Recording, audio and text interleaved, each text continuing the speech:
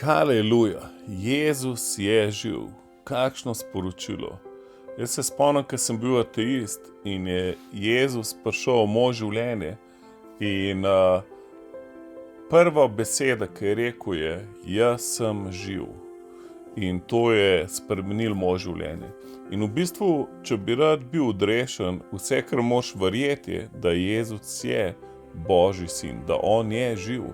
In to ti spremeni življenje.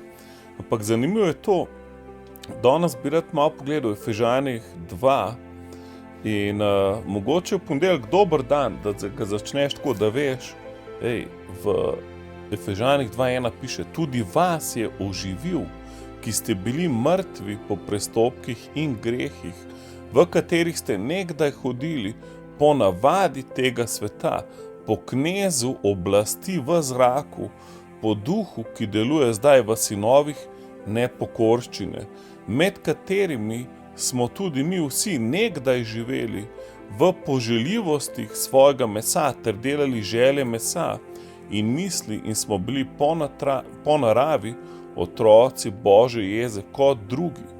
Bog pa bogat v usmiljenju zaradi velike svoje ljubezni, ki nas je z njo ljubil, nas je, ko smo bili mrtvi po grehih, oživil s Kristusom vred, po milosti ste rešeni, in z njim vred obudil in posadil v nebesih v Jezusu Kristusu.